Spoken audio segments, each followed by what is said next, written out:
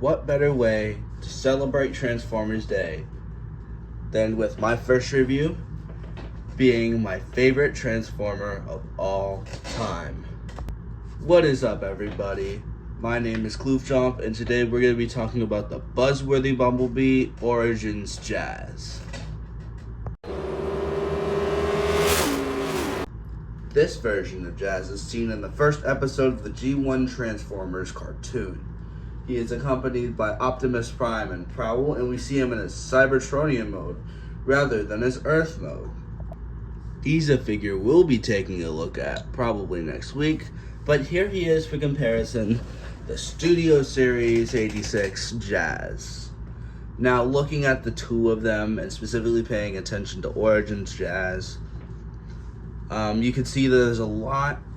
It's less accurate to the cartoon, but what it has over that is, in my opinion, a better head sculpt, a better body form, and a better use of black paint, though he is missing the blue accents that is on his waist. The back kibble is very similar, though from the side profile you can see just how much more 86 Jazz's chest juts out rather than Origins Jazz. The back views have a very similar concept. Spoiler for the heels here, his heels are on the bottom of the feet, the spoilers, not the heels. It just adds to the aesthetic. If I had to choose who I prefer overall, I'd say I prefer 86 Jazz for a few reasons. And the reasons that I don't like 86 Jazz, Origins Jazz here improves on better. Now, starting off size comparisons, we'll do a deluxe. Obviously, 86 Jazz is a good choice for a size comparison. Age of the Prime's Vortex. Since everything is scaled to be G1 accurate, you can see that Vortex and Jazz are basically pretty much the same height. Comparing him to a Voyager fellow Autobot, Ironhide. Ironhide is what I believe to be the gold standard in height of a Voyager compared to a Deluxe. And I like how these two scale together. It makes them look really nice. Now let's scale a leader. You know, Jazz is the second in command, so here's our first in command, the Studio Series 86 Optimus Prime. You can kind of see it there. Can I 0.5 it? Yeah, there we go. You can see how they do a lot better here. He's pretty much half the size of Optimus Prime, but I like the way both of these look. Ignore that my Optimus does not have smokestacks. I lost him. And ignore the bite mark in his foot. My dog tried to eat Optimus Prime. And for one last size comparison, we're going to angle the camera up and put this here, because for our final comparison is Studio Series 86 Devastator, who does not fit in my frame. But trust me, this guy is extremely big. As you can see, he towers over Origins Jazz and has fallen apart on multiple occasions. I have not completed him yet. I still need to get Mixmaster and Scavenger. And just for fun, we're going to grab my Holy Grail figure that I achieved this year in comparison, the G1 Jazz. This is a reissue, but the same mold. I love G1 Jazz personally, which is why I'm drawn to figures like Jazz and a character like him. And to put them all three together, the Studio Series, G1, and Origins Jazz. And why not? We'll throw in the 2007 movie Jazz. These are all my Jazz figures right here. If you'd like me to cover them, please let me know. Let me know what you want me to review. And if I have something of it, I will review them.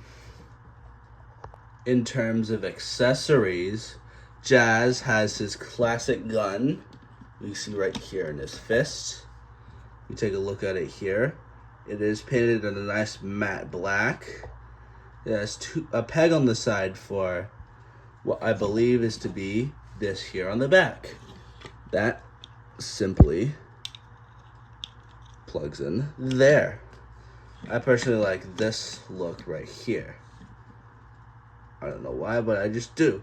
And to go along with it, what we first need to do is flip in his hand. You'll see a hole there. Well, that hole can't be for a beam effect for a lightsaber. It's his grappling hook that he comes with. Very easy to lose. It is very tiny. All you gotta do, come to the hand and plug it in, and there you go. The grapple does detach, which I don't recommend you do, but you could use that to plug in a beam effect if you want him to have like an arm cannon. And I like that. Overall, I think the accessories are really good for what's included.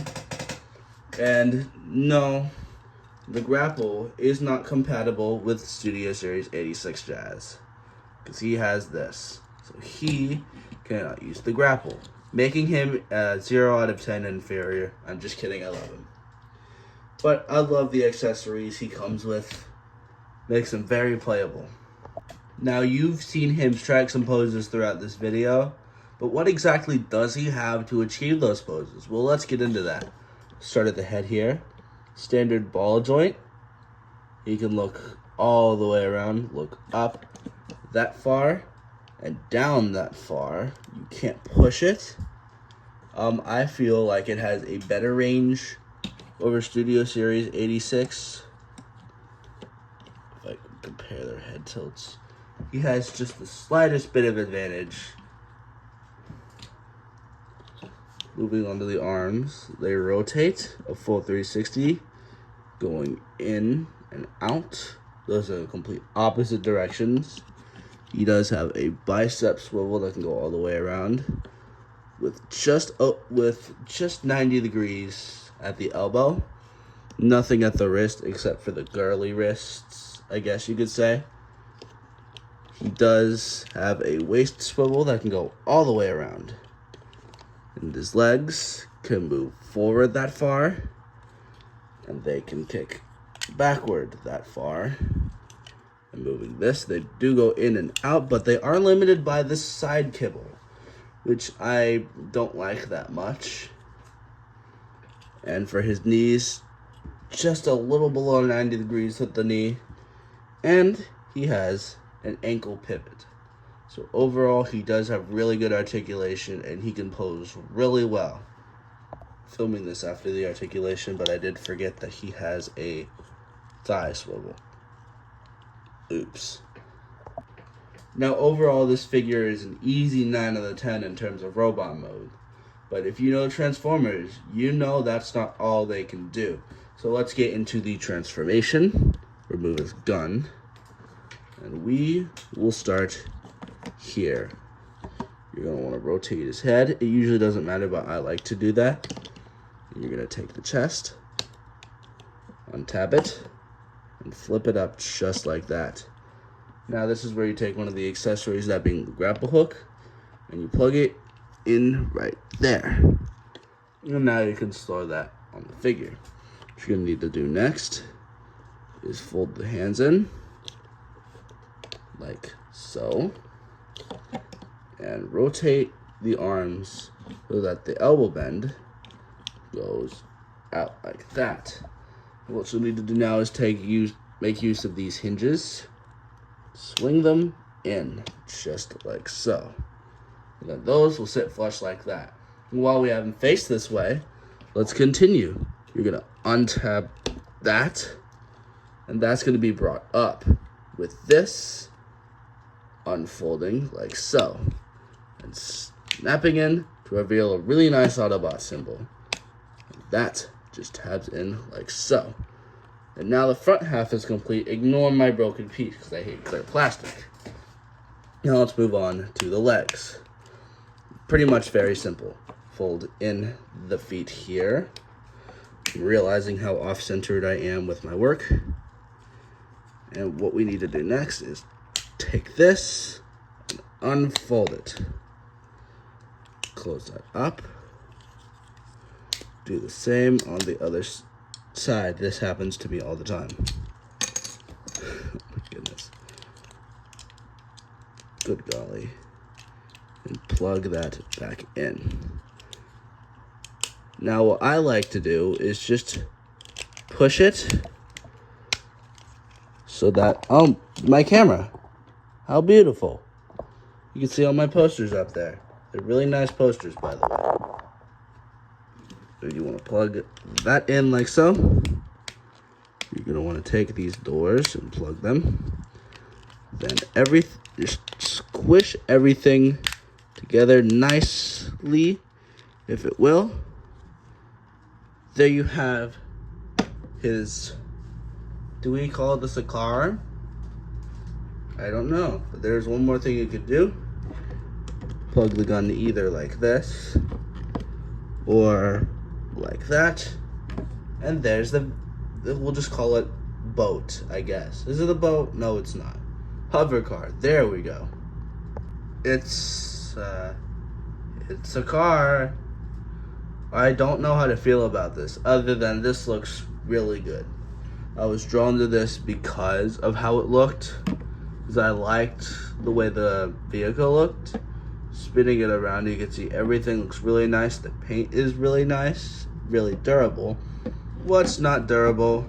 Let's discuss the elephant in the room. The fact that my Jazz snapped the first time I ever transformed him.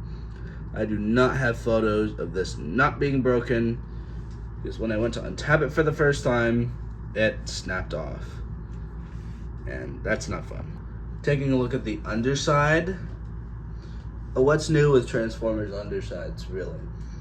Nothing. But it does look... How am I supposed to stretch this? I can't. What I'm trying to say is I think everything on this guy looks great. And I do love the figure a lot. Now, unfortunately, this figure will not be in my possession for much longer. I am going to be selling this guy.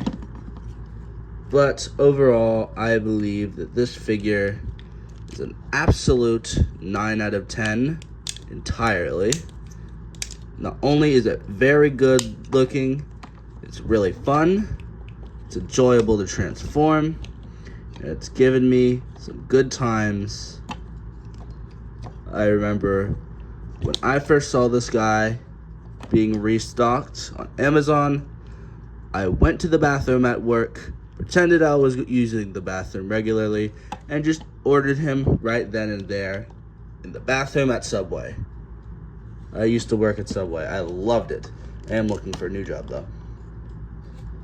I believe this is a great figure. And if you want your own, I do believe Amazon is still selling it. We'll put it somewhere, put it in the palm of my hand, I guess. But you could still find this guy in really good places for a good relative price. He's definitely on the aftermarket somewhere. I do recommend this figure for those who want to complete the Origins collection. Or what you can do is just buy the Dramatic Capture series that's right here in my palm. Get better paint and the other 3 figures. But it's like $100. So yeah, it's expensive. Anyway, hopefully this Monday, be ready to see a new video, this time pertaining to the New Hampshire Motor Speedway. My next NASCAR analysis, unscripted, as always now. None of my things are scripted anymore because it takes way too long to write. My next video will be Monday, hopefully, probably 9. I will see you guys then. Again, join the Discord below, and, well, take it easy.